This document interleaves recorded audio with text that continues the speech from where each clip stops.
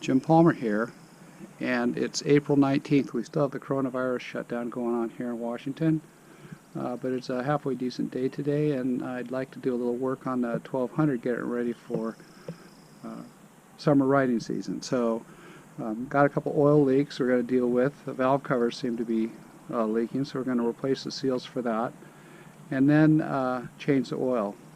So let's go ahead and get started. Okay, here we are. So it looks like we're real close here on the crash bars. Maybe this got laid over one time and bent it. It's awful close, but it's pretty obvious crash bars got to get out of the way. So I'm going to go ahead and take those off.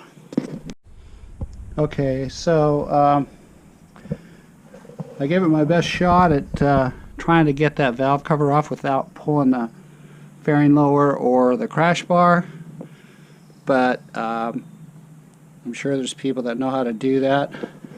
It's the first time I've had the valve covers off on this bike. Of course, the 1100s and the 1000s I've had in the past. They're pretty straightforward. I'm going to clean this up, get the new gaskets on it, and then we can start buttoning it back up. So there's the old gasket. Looks like Honda used some kind of a sealant on it to hold it in the slot on the other side. I'm not sure if I'm going to need to do that. Just for comparison, here's an 1100 gasket.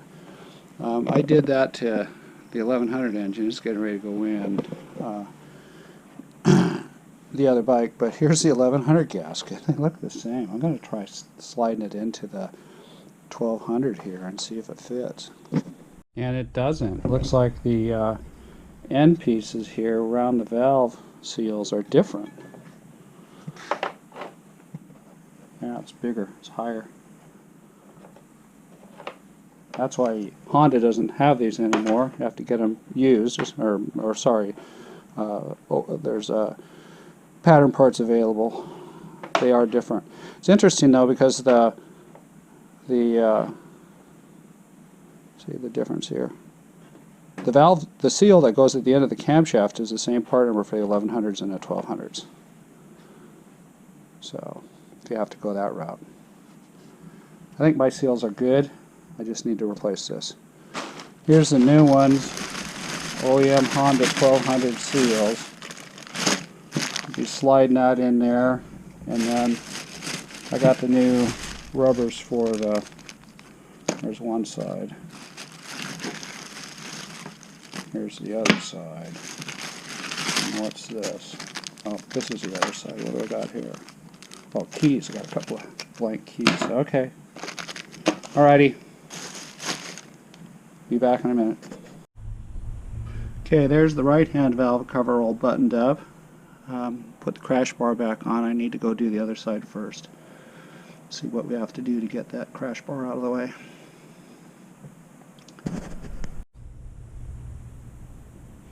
Okay, so I did have to drive out the right-hand engine bolt. Love doing that. Should be ready to go. Got the other side all together okay.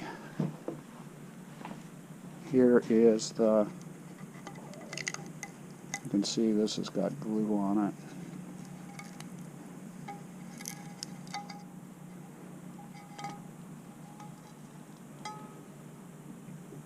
it. Clean that up.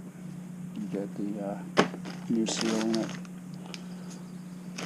These things come twisted up pretty good. It's a little bit of a pain in the butt, but there's nothing like nice fresh rubber. I hope Honda keeps making these things. Somebody will. Okay, got her all buttoned up now. Didn't get to the oil change. Couldn't find my oil filter. So I'll have to go pick up another one. So she should be ready to ride. Do have a little problem here. It looks like my rear shock is leaking. It'll be next weekend, I guess. Okay, well, she looks pretty dry. I just ran her for a good 20 minutes, 30 minutes. Got her good and warmed up. He'll be due for oil change. Next week we'll work on the leaky shock. Well, as you can see, the sun's going down a little bit. So I'll put her together. All in all, I think I spent about 2.5 hours out here.